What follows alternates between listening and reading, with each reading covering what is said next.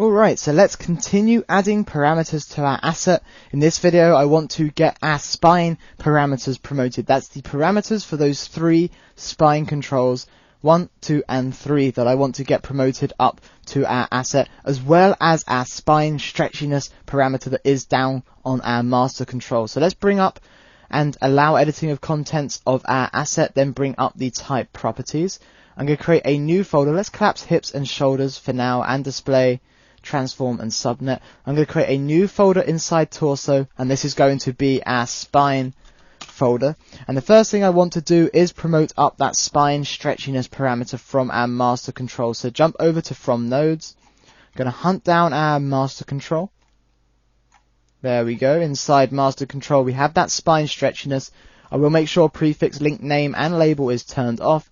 Promote up our spine stretchiness. I'm going to leave that with the parameter name and label it already has, because that's going to work fantastically for us. Now in a second, once we have the other parameters promoted, I'll jump down inside our asset and I'll make this work in conjunction with that overall stretchiness. But right now, whilst we're here, I want to go ahead and get all of the other components in place in terms of promoting up our parameters. So let's create a new separator, and then create a label underneath this. I'm going to give this the name of spine1 label. Give this the main label of spine1. But then I'm going to copy that and turn off main label, because as before, I want this to be centered. So I'm going to put that in with 3 column labels and paste that into label 2. So this is indeed centered. And for spine1, all I need to do is promote up the translate of that spine1 control. So let's find spine control underscore 1. And we want the transform tab, and I want the translate parameter, which I'm going to rename that to spine control 1, or even just spine 1t to keep the parameter name a little bit shorter. So with that, I'm going to copy the separator and label, paste those underneath our translate, change this to spine 2 label with a main label of spine 2, so that changes inside of our parameter editor, and then spine 2 is the actual label that is visible. Let's hunt down our spine control underscore 2, transform, translate, promote that up, and this is going to become our spine 2t. And you'll notice, because I'm keeping these separated with labels and separators, I do not need to change the actual parameter names in terms of their labels. Rather, I can just leave those all as translate. Right click and paste again to paste parameters. This will become the spine 3 label. Main label of spine 3, 3 column labels, spine 3, and then hunt down spine control 3, promote up its translate parameter, and this is going to be our spine 3t. So I'm going to accept that. Again, OK through those warnings, they aren't going to cause us any issues.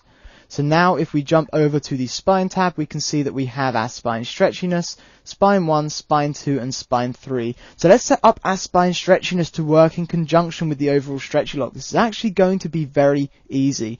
If we jump down inside our asset and hunt down our master control where that parameter has just been promoted from, you're going to see that that parameter now has a reference to the parameter on our asset.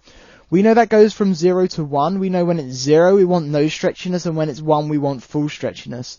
If we multiply that by the overall stretchy lock, if both are set to 1, then we're going to have full stretchiness. If either are set to 0, we'll have no stretchiness. And if they're set anywhere in between, then we're going to have some smaller amount of stretchiness but not complete stretchiness. So all the time that we're dealing now with stretchy lock parameters, we can simply come in and multiply them with our overall stretchy lock, and that will enable us to combine both the local parameter and that global parameter for locking the stretchiness.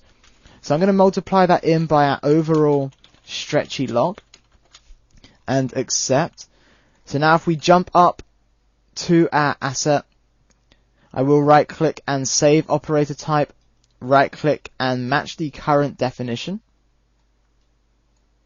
Fantastic. So currently our overall stretchiness is at 0, our spine stretchiness is at 1. I'm going to set overall stretchiness up to a value of 1. Grab our shoulder control, and we can see that, and this means that somewhere one of these isn't being referenced correctly. So that was overall stretchy lock. And let's see why that's not being referenced correctly. So allow editing of contents, master control, because indeed that has now evaluated to 0, and I need a / in front of overall stretchy lock. If we accept that, there we go, fantastic, jump up, and save our operator type, and match the current definition. Fantastic, so this was the behavior I was expecting to see that our overall stretchiness with a value of 1 and spine stretchiness allows us to indeed stretch our spine. If we then come in and set our overall stretchiness down to 0, then we get no stretchiness on the spine. If we set our spine stretchiness down to 0, we get no stretchiness. Say we had 50% stretchiness and then we bring our overall down, you can see that that would bring us down to 0 as well. So these are working in conjunction. Now, something that I have noticed here, the default values for control level of detail and overall stretchiness aren't the values I'd like them to be. So I'm actually going to come in, bring up our type properties, change control level of detail to have a default value of 4. So all of our controls are visible when we drop the character into our scene. And also our overall stretchiness, I want to have a default value of 1. So we come in completely stretchy. Let's accept that, unlock and save. OK through the warning, then right click, save operator type, right click, match current definition.